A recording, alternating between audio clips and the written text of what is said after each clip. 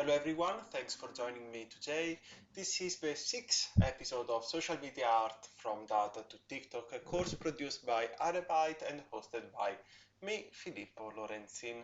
This week I will talk about post-internet, one of the most influential and controversial aesthetics of the last few years.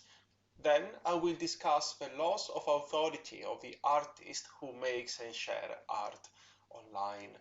Finally, I will frame some contemporary digital artworks within the broader theoretical framework of relational art. As always, please feel welcome to send me an email or contact me on Twitter.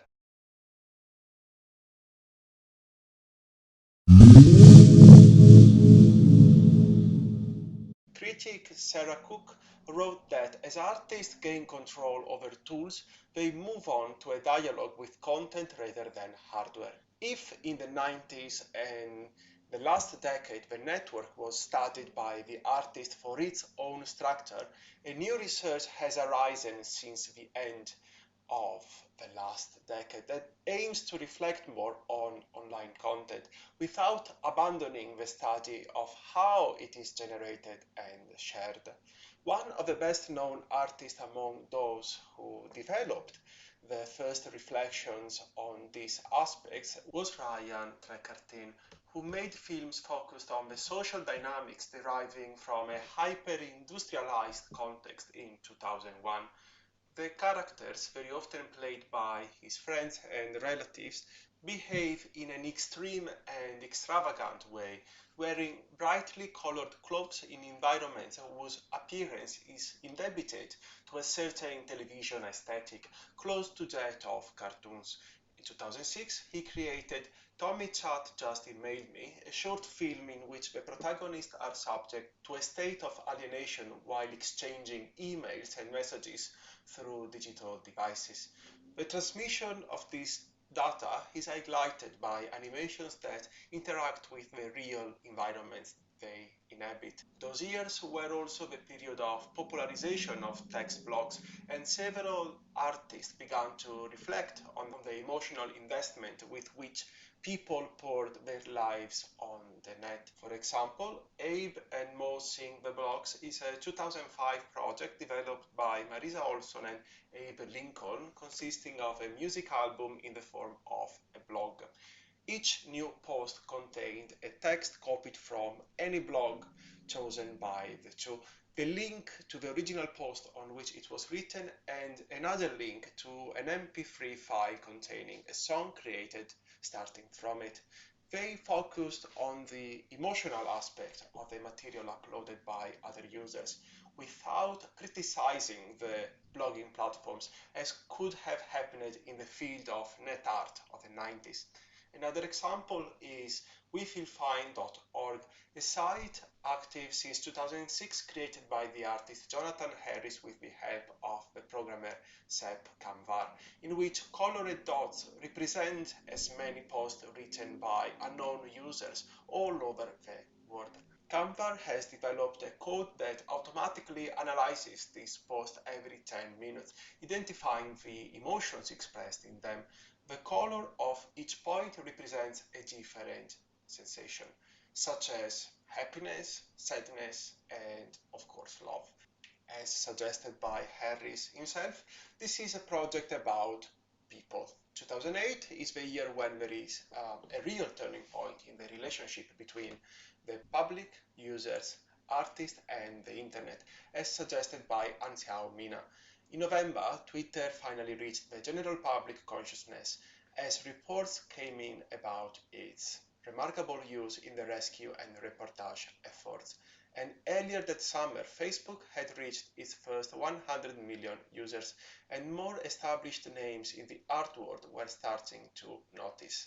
Lehman Brothers fell, a surge of newly unemployed went online to seek jobs and find solace, and America elected a tweeting, texting, and YouTubing president.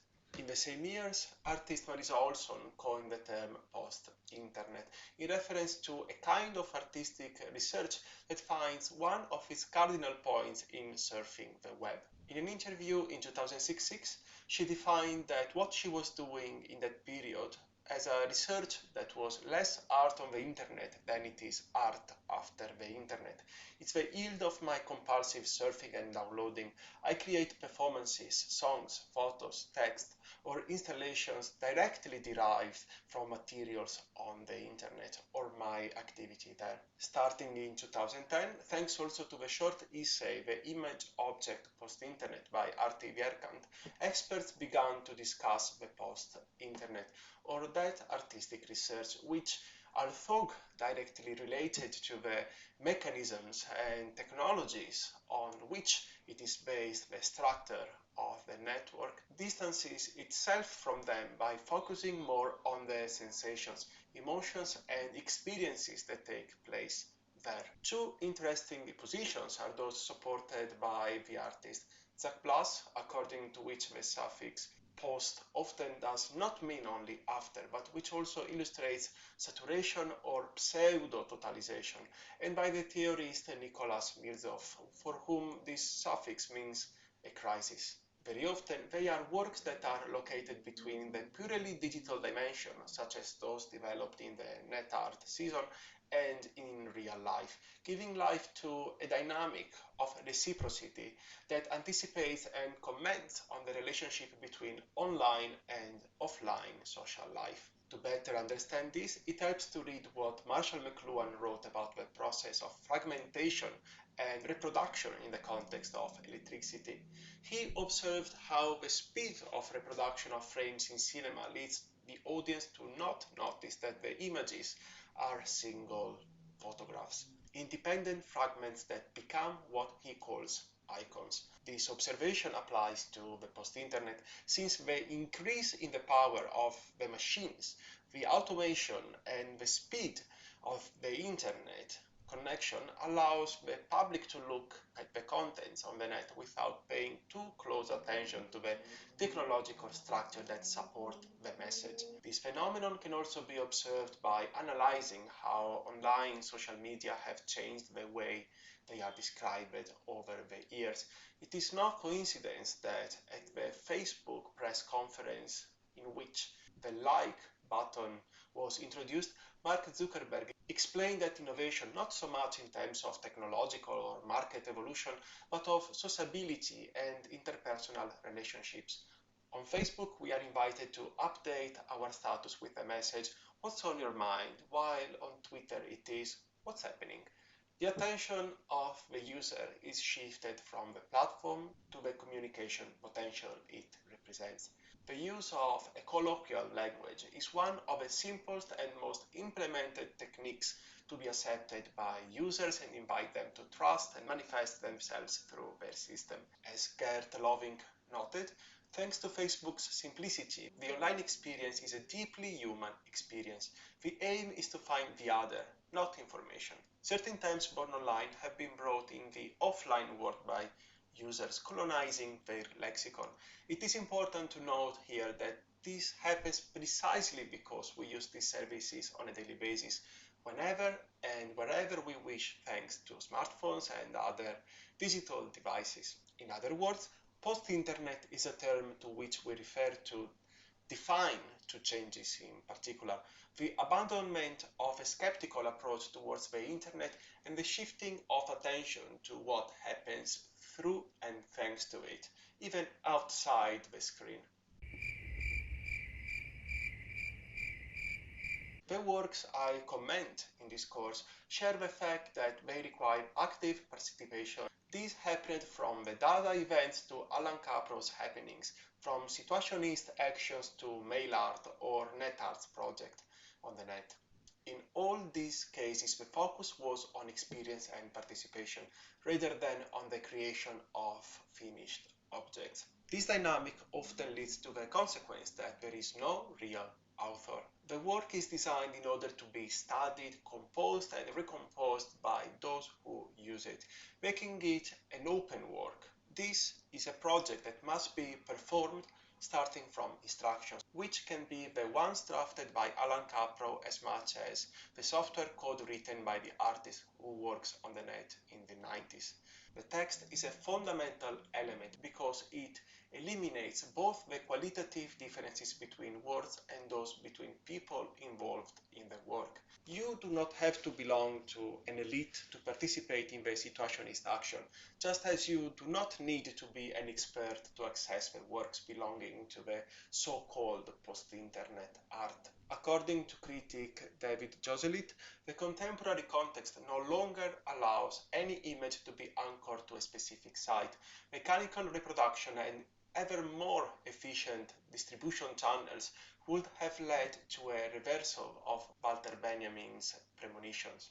If, according to him, the object copied infinite times loses its original aura, for Joselit it is saturation through mass circulation, that of being everywhere at once rather than belonging to a single place, that now produces value for and through images. Aura is replaced by the buzz then, the result of the coordinated and often involuntary action of multiple actors who interact with this image. The audience in an interactive system is by definition participant. In such a context, meaning is not created by the artist, distributed through the network and received by the observer, but it is the product of the interaction between the user and the system, the content of which is in a state of flux.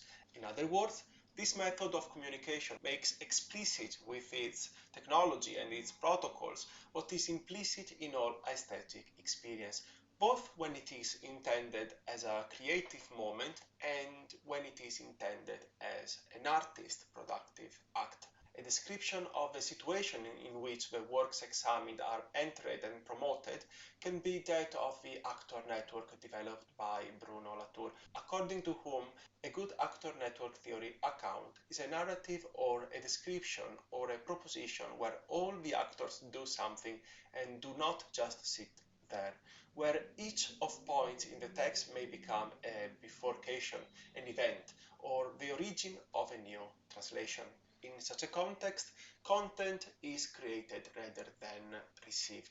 Consumption of works and other materials on the net takes place above all because the meeting between product and customer, entertainer and entertainee, creation and connoisseur happens as if directly and individually, one-to-one, with each side demanding immediate interface and feedback. The public knows the tools with which those materials are created. Nicolas Bourriaud wrote that artists today program forms more than they compose them.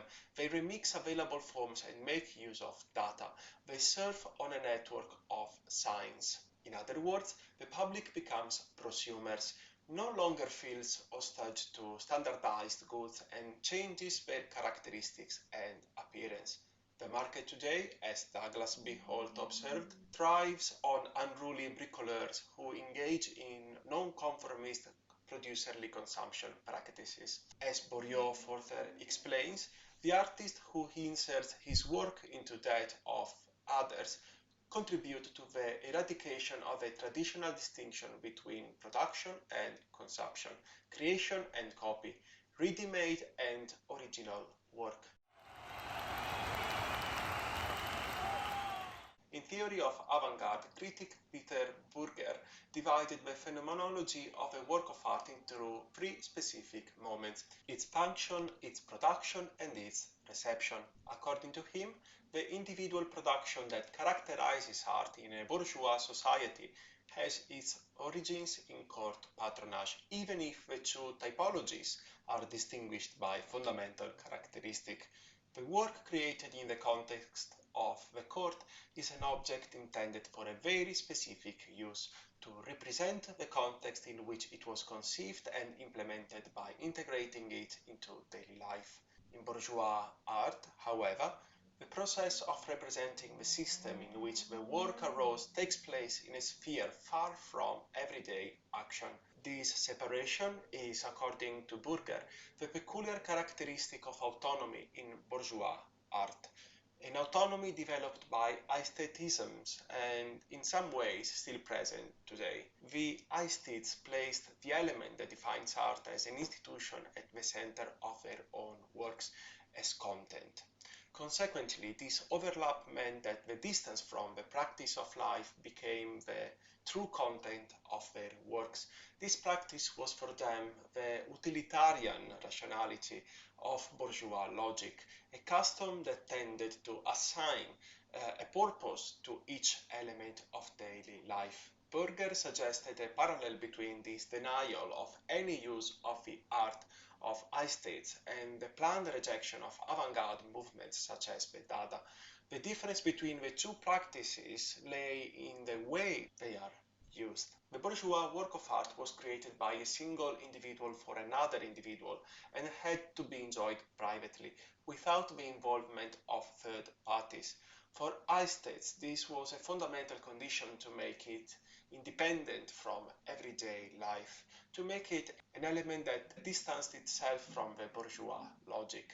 In short, art became an isolated and solipsistic moment of escape from reality. The work of the avant-garde was instead created so as to become part of daily life and enjoyed by a collective public. It was a social art, more for the approach with which it was created and presented than for the actual contents. Burger wrote that when the avant-gardists demand that art become practical one again, they do not mean that the contents of works of art should be socially significant. The demand is not raised at the level of the contents of individual works. Rather, it directs itself to the way art functions in society, a process that does as much to determine the effect that works have as does the particular content. Burger warned that this absorption in daily practices leads to a risk. Art, totally indistinct from life, loses the ability to distance itself and criticize it, a contradiction that any artist working within social media platforms must take in account in their practices. An answer to this is the conception of relational aesthetics coined by Nicolas Bourriaud. According to him, the development of urban areas since the end of the Second World War has led to an increase in social exchanges and the mobility of individuals, both physical with roads and infrastructures and psychic with greater opportunities for traditionally isolated areas. This dynamic has allowed the work to free itself from the state of space to travel, to adopt that of duration to be experienced as an opening towards unlimited discussion, or, in other words, of social interstice. With this, Bourriaud meant the interstice as a space of human relations that potentially offer exchanges other than those already present in the system. Thank you all for joining me today. See you all next week for the seventh lesson. Take care. Ciao, ciao.